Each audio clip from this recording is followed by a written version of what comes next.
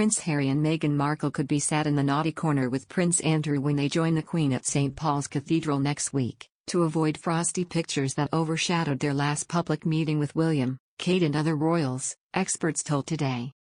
The eyes of the world will be on the Sussexes at the Platinum Jubilee Thanksgiving service celebrating Her Majesty's 70 years on the throne next Friday because it will be the first time for 2 years that they will be seen alongside the entire royal family.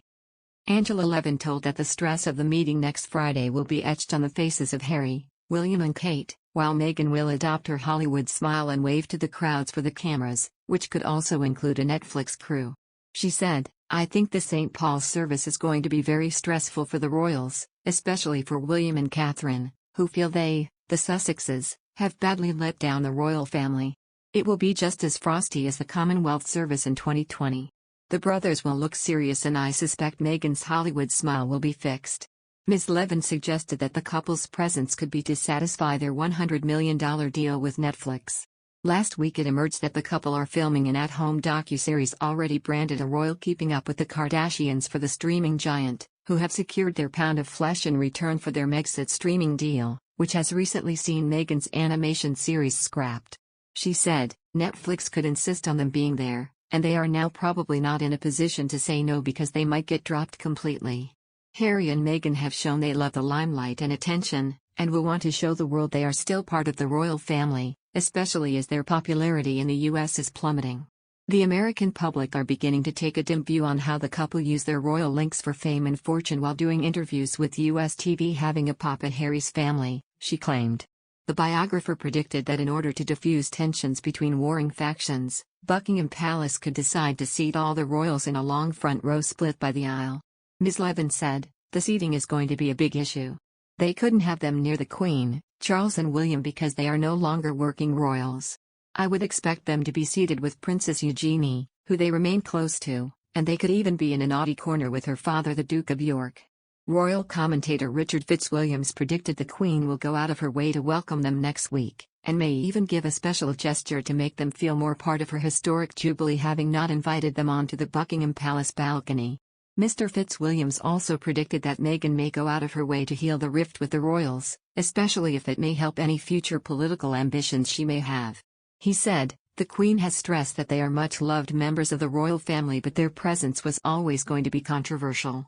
And they could be separated from the Cambridges to avoid the now famous and seething images from Westminster Abbey 2 years ago, the last time they were all together." He said, "Since it has been reported that they will be attending the service of Thanksgiving at St. Paul's, there will be speculation as to where they will be seated. The extraordinary images of Commonwealth Day service in March 2020, where they and the Cambridges seemed openly at odds, will not be repeated on the occasion of this historic service.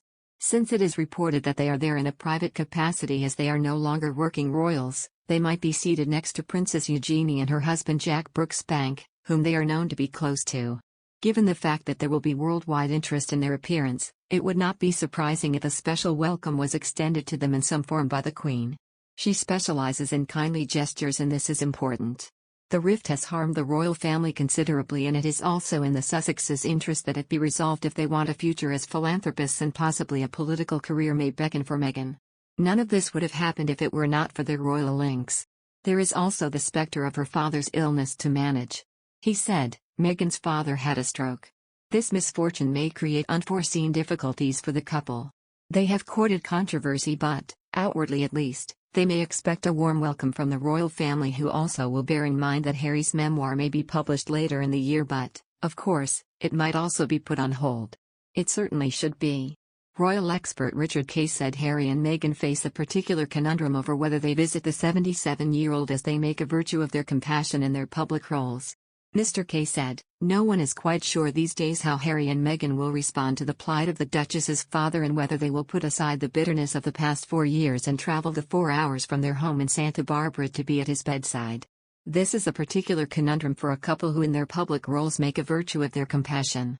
Mr. Kay warned that Harry could regret it if he does not let bygones be bygones with his father-in-law. He said, "Is it really too late for Harry to put the past behind him and reach out to poorly Mr. Markle? I don't think so, but if he does not I fear he may come to regret it."